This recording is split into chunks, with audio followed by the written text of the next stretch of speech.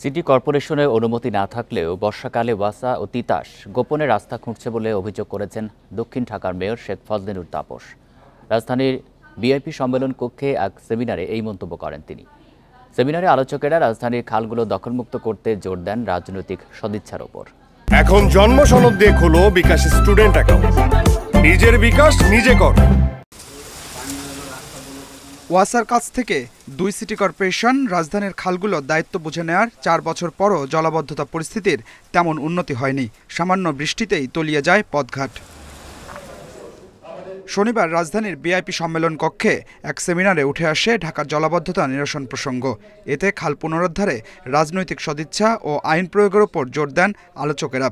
শুধুমাত্র 3 লাখ টাকা, 4 লাখ, 5 লাখ এই জরিমানা না, কারাদণ্ড যেটা আমাদের আইনেও আছে সেটা আমাদের করতে হবে। সরকারি বেসরকারি অনেক পরিকল্পনা এবং প্রকল্প প্রণয়নের সময় প্রাকৃতিক খাল এবং জলাধার ভরাট করা হয়, পরবর্তীতে দেখা যায় যে আবার ড্রেনেজ প্রকল্প তৈরি করা হয়, তাহলে আমাদের কিন্তু অর্থের অপচয় হচ্ছে। তার মানে যতগুলো আমাদের ন্যাচারাল ওয়াটার রিটেনশন এলাকা আছে সবগুলোকে প্রকল্পের সময় রক্ষা করতে হবে। এই যে খাল উদ্ধার করে যারা যারা বাড়ি বানিয়েছেন এটা তালিকাটা দেখেন না, ওদের নামগুলো দেখেন, দেখবেন যে তারাও কিন্তু যথেষ্ট শক্তিশালী।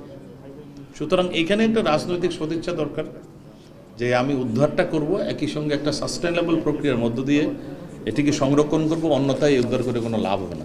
বর্ষাকালে রাস্তা খোঁড়ার জন্য কোনো সংস্থাকে অনুমতি না দেওয়ার কথা আগেই জানিয়েছে ঢাকা দক্ষিণ সিটি কর্পোরেশন। তবে অনুমতি না পেয়ে ওয়াসা ও তিতাস গোপনে রাস্তা খুঁড়ছে এমন অভিযোগ মেয়র শেখ ফজলেনুর তাপসের। কয়েকটি সড়ক তারা খনন বিনা অনুমতি কিভাবে সম্ভব?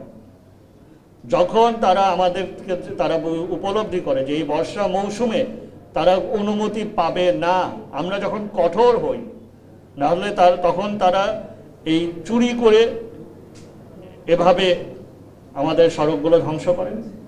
ভূমিদস্যুদের আগ্রাসন বন্ধ না হলে জলাবদ্ধতা পুরোপুরি নিরসন সম্ভব নয় বলেও মন্তব্য করেন দক্ষিণ ঢাকার mayor. Adilur Rahman, independent news, Dhaka.